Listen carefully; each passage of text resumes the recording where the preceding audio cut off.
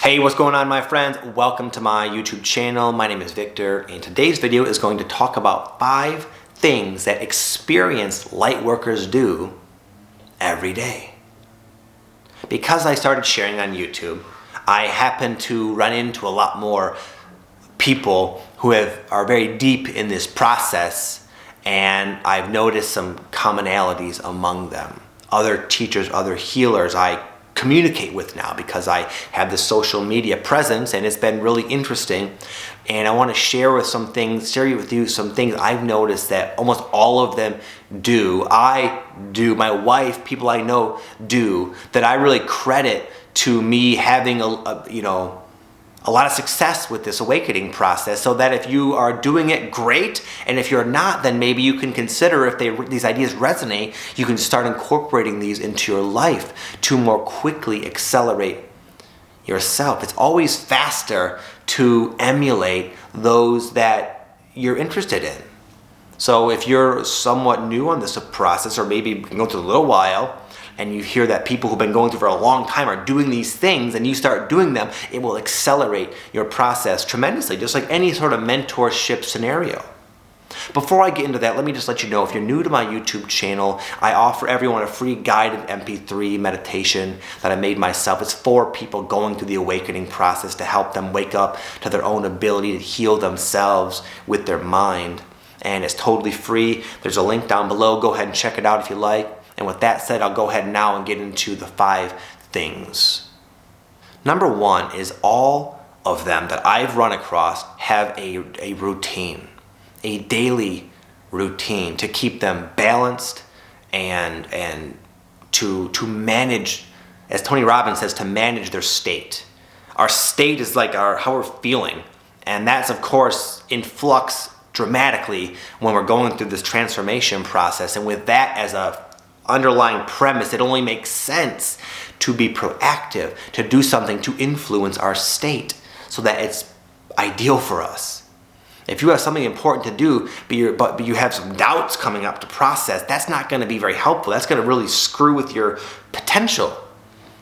But we all have different things that put us into an ideal state. It's going to be different for you, for me, anybody else. But it's important that you have something that you do, whether you want to or not, every single day, that will manage your state so that you can go forward into each and every day feeling as best as you can.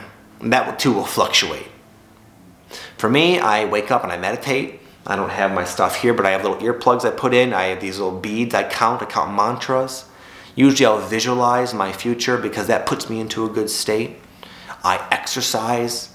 I do yoga. There's many things I make time for that attributes to a degree of self-care and self-optimization that allows me to feel relatively balanced as I go through life with this wild process going on in the background. I'm humble enough to admit that I can't just maintain myself without the help of tools that resonate with me.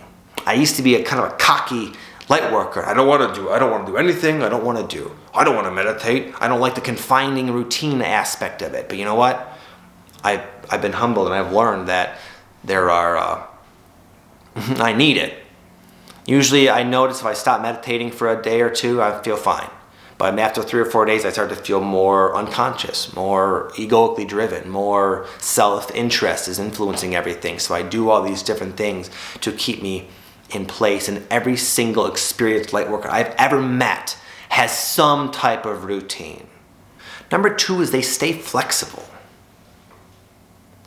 It's common as you're in the middle of a manifestation unfoldment that synchronistic situations come into your life. And a lot of times our initial conclusions of what they represent and where they will lead are way off.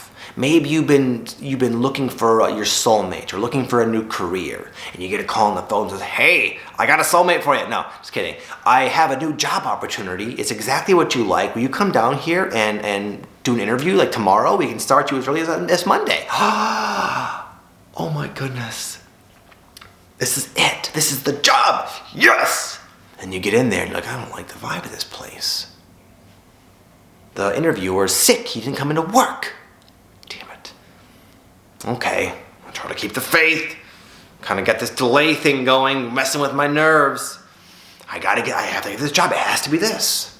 And they call, and okay, come on back. And you come on back, and you don't get the job. And you think, what the heck? This is a bunch of bogus nonsense, this whole manifestation, law of attraction, spiritual awakening, blessings coming to you from the universe. BS. And then we get so down and so low because we don't stay flexible. What I've learned is that a lot of times when I really want something, when I put out my vision, some of the earlier things that come into my life that I would guess are going to be like the gateways to what I want, oftentimes are not. Rather, they are stepping stones to the gateway. There might be 18 stepping stones ahead, so I stay flexible. I know I'll know it when I see it. Yeah, you would assume you get the phone call, it's promising, but that might not be the job for you. It might be good. I'm sure it's not bad, but you can do better. Your higher self knows you can do better. And by you going to the interview, you're going to realize, you know what? I have more clarity now in exactly what I want. And now I put that signal out there and I get a more accurate representation of my truth.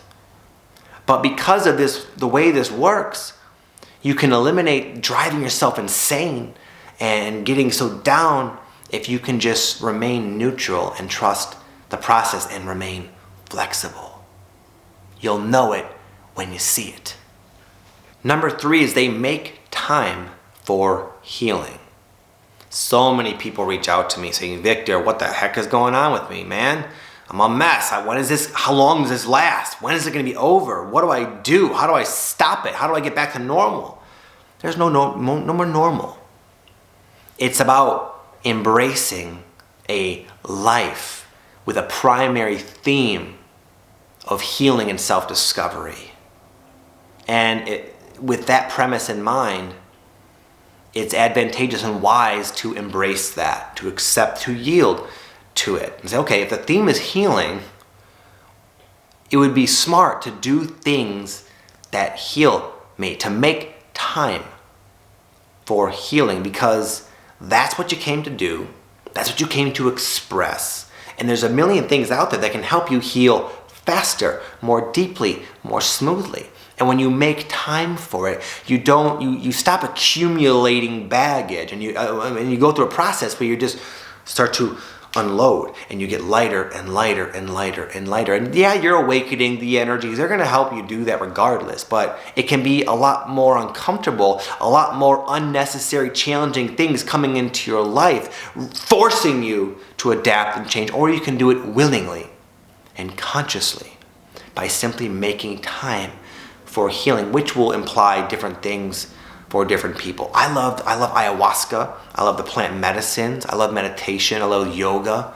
I love exercise. I love self-inquiry. I always ask why when things aren't going well in my life. I take responsibility for it. I try to find out what in me could be healed. I take time for these things, and I'm more balanced. I'm happier. Just kidding. As a result, make time for healing. Number 4 is that these experienced light workers, they have a very clear vision, that they design their life around them moving towards it. The vision will change, but there's always something fairly specific they're going for. That they've learned the importance and how well it works when you streamline your intent. As Abraham Hicks, the art of deliberate intent. I just want to be happier. I just want to feel better. I just want my life not to suck anymore. That's not going to cut it. That's too general. It's not going to work. What do you want your life to look like 1 year from now exactly? Make a vision board. Write it out. Get some objects in your office, your room, where you can see it, and it can remind you of where everything you're doing, all these little projects and things you got going in your life, all lead to that vision. It's a faster way to go. It's less haphazard and random. It keeps you on that straight line forward. And it's okay if the vision changes. It's going to as you change. But a vision you would benefit from. So if you don't know where you want to be 1 year from now, how much money do you want to be making? What do you want your relationships to be? How do you want your health? Where do you want to live? If you don't know the answers to those questions, then get on it. This will help you tremendously. You're a powerful, immaculate, amazing, co-creative force of nature. When you learn to hone that and funnel it somewhere specific, you'll be on like a freaking freight train towards that vision. And if you don't want that vision as you get closer to it, oftentimes the case, and make a new vision and go there.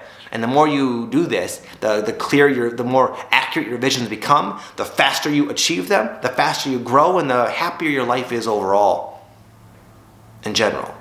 Number 5 is they stopped trying to pitch their tent.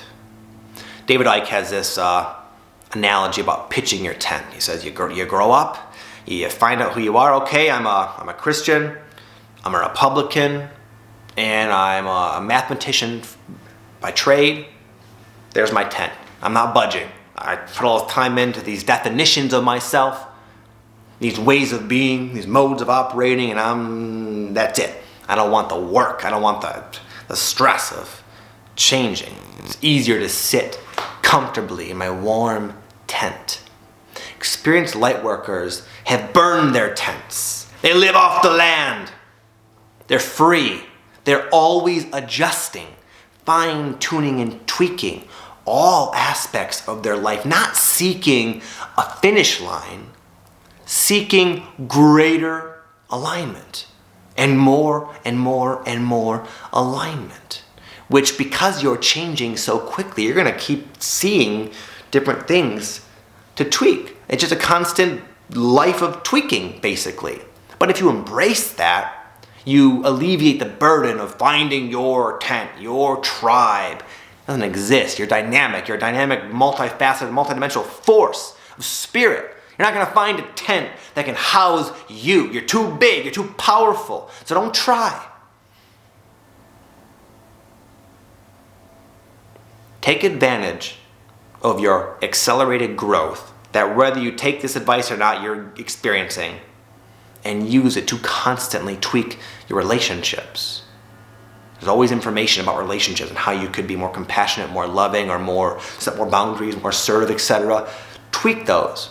Tweak your career. What do you want? Are you happy with your career exactly? Maybe you don't mind it, but is there any things you can do to make it even more satisfying, more lucrative, more impactful? Good. Make those tweaks.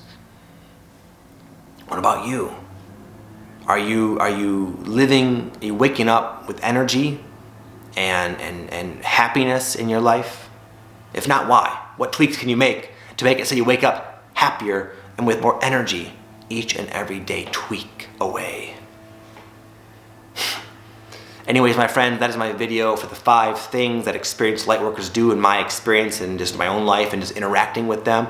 As many of you know, I don't care at all about the term lightworker. I use the term lightworker because people, it has a definition to them that resonates, but I'm just talking about people who have been on this self-healing path of self-discovery for a long time and are seasoned in it to an extent. And I wanted to share with you some of the things I've noticed so that you can emulate them yourself and accelerate yourself and learn from others' experience. Okay? You guys have an amazing day. Thank you for everything, your love, your support, your likes, your shares, your comments. They all mean a lot to me. I appreciate and hold a tremendous amount of respect for anybody going through this process. Whether you hate me or you like me, it doesn't matter. I respect you. I respect your work. It's not easy work. And I just want you to know that you guys are badasses, straight up. So keep on, keep at it. Hopefully these 5 things will help you be even more of a badass. Okay? Have an amazing day, my friends. Speak to you very soon. Namaste.